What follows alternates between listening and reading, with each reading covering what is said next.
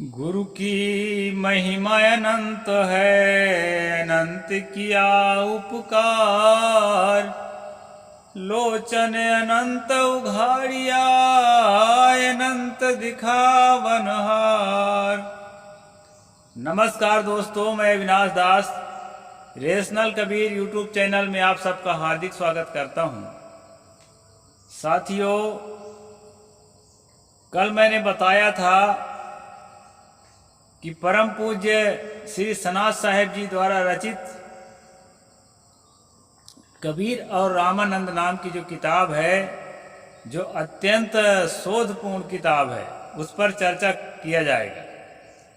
दोस्तों, वो किताब जो है आपको मैं दिखा देता हूँ, और आप जो है ज़रूर इस किताब को खरीदें और ख़रीद करके इसका अनुशीलन करें। इसमें मुझे तो लगता है कि कबीर पंथ में इस पीढ़ी में शोध के संबंध में ऐसी कोई किताब अभी तक किसी लेखक के द्वारा नहीं लिखी गई है। भक्ति पर, वैराग पर, मोक्ष पर और अनेक विषयों पर लिखी जा चुकी है, लेकिन इस विषय पर एक अकेली किताब है इस पीढ़ी का। तो दोस्तों, मैं ये बता रहा था, यहाँ देखने से आपको लगता है कि ये दो व्यक्तियों की चर्चा होगी, कबीर और रामानंद, लेकिन यहाँ दो व्यक्तियों की चर्चा नहीं है। पूरी किताब को देखेंगे आप तो ये दो विरोधी विचारधाराओं की चर्चा है। यहाँ पर दोनों की विचारधाराओं को रख करके लेखक ने ये बताने का प्रयास किया है कि यदि संत कबीर स्वामी रामानंद जी के शिष्य थे, तो शिष्य और गुरु का मतलब होता है कि शिष्य जो है गुरु से कुछ सीखता है, कुछ आदर्श अपनाता है। तो इसमें एक प्रश्न उपस्थित किया गया है कि संत कबीर ने स्वामी रामानंद जी से क्या अपनाया, क्या सीखा उनसे। अब यदि कुछ नहीं सीखा तो काहे का गुरु। विरोध अगर करते रहे एक दूसरे का, तो गुरु चेला में तो विरोध नहीं होता है। विरोध करते थे तो इसका मतलब है कि ये गुरु होने की बात उन पर थोपी गई है, वो गुरु नहीं थे। तो दोस्तों, ये बहुत महत्वपूर्ण किताब है। इस पर कई विद्वानों की सम्मतियां भी आई है। इसमें से मैं सम्मतियों को आपको बता देता हूँ। परम श्रद्धेय संत श्री सजीवन साहिब जी, जो बिहार में रहते हैं, उन्होंने सम्मति दी है। सम्मानीय संत श्री सर्वोत्तम स्वरूप जी, जो रायपुर में, यहाँ छत्तीसगढ़ में रहते हैं, उन्होंने भी जो है सम्मति दी है। इंजीनियर जवाहरलाल कुशवाहा पंत जी, जो उस समय संस्थान के उपाध्यक्ष रहे हैं, उन्होंने भी सम्मति दी है। OS एंड सूबेदार में मेजर देवदत्त कुशवाहा, इन्होंने भी जो है सम्मति दी है। और जो है इसमें जो भूमिका के लेखक हैं, उन्हें मैं दिखा देता हूँ।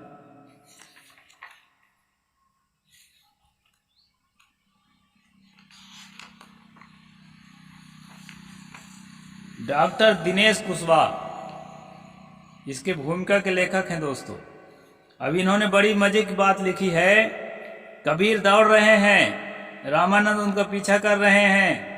अचानक कबीर रुकते हैं और रामानंद से कहते हैं, जा भाई जा, अपनी कुटिया में बैठ। सवर्णों को मंदिर में ले जाकर उनके कानों में राम राम का मंत्र फूंक, कंठी माला लेकर तिलक लगाकर उन्हें शुद्ध वैष्णव बना। शूद्रों को नाम दीक्षा देकर वैष्णव चंडाल बना। पारिवारिक दायित्व के निर्वाह से मुंह चुराकर भागे हुए निठल्लों को मधुकरी में प्राप्त मीठा खाने तथा भांति भांति के अनाज का स्वाद चखने के लिए बेफिक्र बैरागी बना। मेरी राह रपटीली है, फिसल जाएगा। एक बात और ध्यान में रख, मैं वैष्णव नहीं हूँ। मैं तो हाथ में मक्खन लिए उस भूखे कुत्ते के पीछे दौड़ रहा हूँ जो मेरी सूखी रोटियां लेकर भाग गया। तो ये जो है दिनेश कुशवाहा, डॉक्टर दिनेश कुशवाहा जी, बहुत बढ़िया जो है इसमें कहना चाहिए कि रोचक इसको दर्शाने का प्रयास किया है कि कबीर और रामानंद का किस प्रकार संबंध रहा होगा। तो इस तरह दोस्तों भूमिका की बात हुई। अब चर्चा करना है तो एक आध चैप्टर जो है चर्चा कर लेते हैं। यहाँ पहला अध्याय है आर्यों का अनार्यों तथा दासों से घृणा। मैं ये बात आपको बता देना चाहता हूं कि आर्यों के संबंध में 3 तरह की विचारधाराएं भारत में चलती हैं। एक विचारधारा तो ये है कि आर्य विदेश से नहीं आए हैं, वो दूसरों के तरह वो भी यहाँ के मूल निवासी हैं। धन संसाधन से संपन्न होने के बाद जो है, जो संपन्न नहीं थे उन पर हावी हो गए और जो है उन्होंने अत्याचार की, ऐसा एक विचारधारा है। डॉक्टर बाबा साहेब अम्बेडकर भी इसी विचारधारा को मानते थे। भले आज उनके फॉलोअर्स जो है आर्यों को विदेशी मानते हैं, लेकिन बाबा साहेब विदेशी नहीं मानते थे। और जो है दूसरी विचारधारा है कि वो माइग्रेशन करके आए हैं, मतलब घुमंतु, घूमते फिरते टहलते आ गए धीरे से और यहाँ रहने लगे, फिर बाद में जो है अपना कब्जा शक्ति बढ़ने के बाद जमा लिया। तीसरी विचारधारा है कि वो इन्वेंशन के रूप में आए थे, इन्वेंटर के रूप में, यानी कि आक्रमक के रूप में। अब भारत में उन्होंने आक्रमण किया और सिंधु सभ्यता को नष्ट भ्रष्ट किया और इसके बाद जो है सत्ता पर काबिज हो गए। इस प्रकार 3 थ्योरियां हैं दोस्तों आर्यों के भारत में आने का। तो पूज्य श्री सनातन साहेब जी ये तीसरी थ्योरी को अपने किताब के अनुसार जो है सही माना है कि आर्य जो है आए तो घुमंतु रूप में ही थे, लेकिन यहाँ के देखे कि यहाँ धन धान से संपन्न है, इस पर कब्जा किया जाए। लगभग इसी से मिलता हुआ ओल्गा से गंगा जो महापंडित राहुल शंकरतायन का जो सिद्धांत है वो भी इसी सिद्धांत का है लगभग। तो इस हिसाब से इन्होंने लिखा है दोस्तों। और आप जो है किस थ्योरी को मानते हैं कमेंट पर मुझे जरूर लिख करके अपना राय देंगे। यहाँ पर मैं कुछ शुरुआत आज कर देता हूँ। भारत में आर्यों के आगमन के पूर्व यहाँ के मूल निवासी धन धान्य से संपन्न थे। उनके पास गाय थी, हिरन थे, यानी गाय के साथ साथ हिरन भी पालते थे हमारे पुरखे। वे खेती करते थे, कपास के सूती वस्त्र पहनते थे, महलों में रहते थे, अच्छा घर मकान बनाते थे, सड़क वगैरह। वैसे सिंधु घाटी सभ्यता की खुदाई में बहुत ऐसी चीजें मिली है दोस्तों जिससे संपन्न होने का समझ में आता है कि वो लोग सिविल थे, सभ्य थे, उस समय के हिसाब से काफी सभ्य हो चुके थे, ऐसा समझ में आता है। हड़प्पा, मोहनजोदड़ो तथा सिंधु घाटी की पुरानी सभ्यता इस बात की साक्षी है।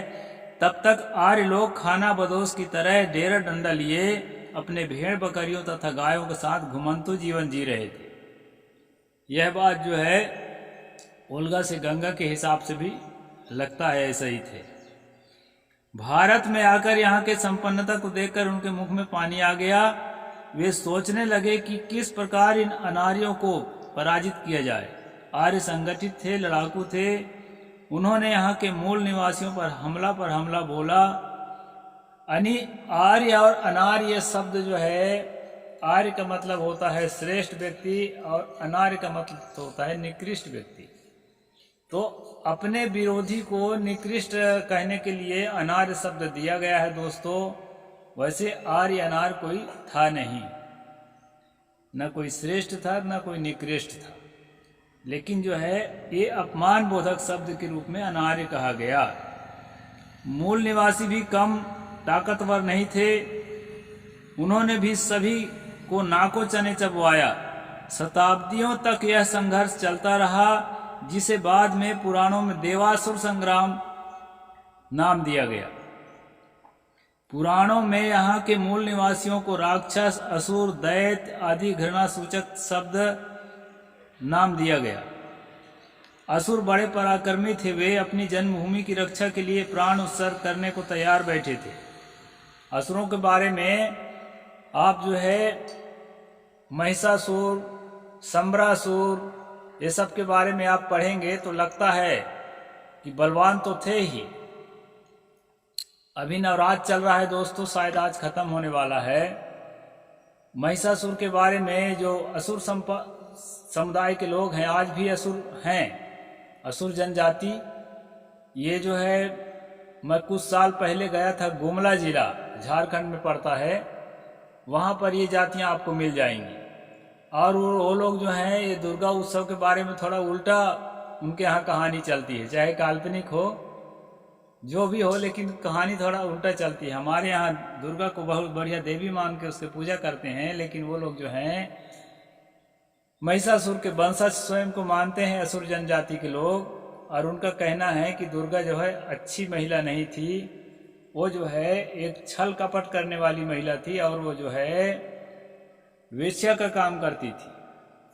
और जब इंद्र और विष्णु इत्यादि देवता हार गए, कई बार आक्रमण करते करते महिषासुर से हार गए, तो क्या काम किए कि सुपारी दे करके एक वेश्या को तैयार किए कि उसके साथ शादी का नाटक करो, और शादी का नाटक करने के बाद जो है उसको चुप्पे से रात में मार दो।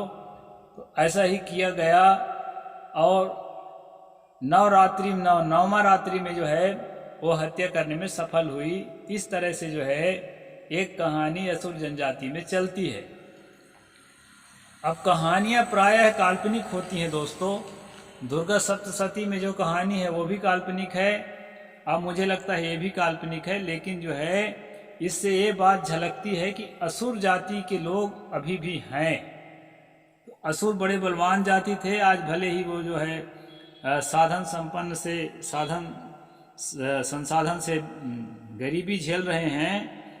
तो यहाँ पर असुरों का नाम आया है, इसलिए मैं महिषासुर का नाम आपको बता दिया, याद दिला दिया कि असुर जो है बड़े पराक्रमी थे, अपने जन्मभूमि से प्राण उत्सर्ग करने को तैयार बैठे थे। आर्यों ने वैदिक साहित्य आर्यों अनार्यों के महायुद्ध की चर्चा भरा पड़ा है। आर्यों के जो वैदिक साहित्य है, जो वेदों की रचना इन्होंने किया है आर्यों ने, उसमें जो है अनार्यों के साथ जो युद्ध है उसको देव और असुर युद्ध के रूप में चित्रित किया है दोस्तों। और ऋग्वेद के एक मंत्र यहाँ पर साहिब जी ने लिखा है 10, 22, 18, 10वां मंडल, 22वां शुक्र और 8वां मंत्र।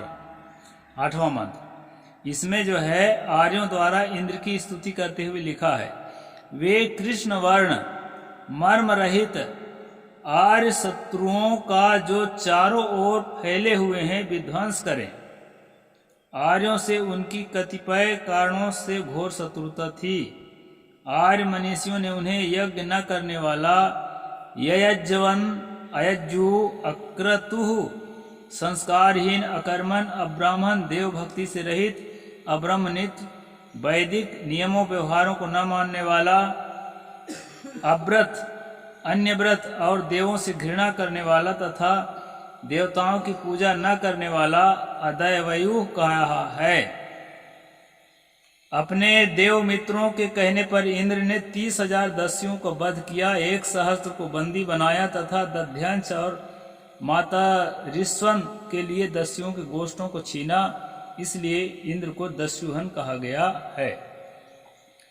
यहाँ पर दोस्तों एक चीज आपको मैं बताऊंगा कि यज्ञ हवन को ना मानने वाला, देवी देवताओं को ना मानने वाला,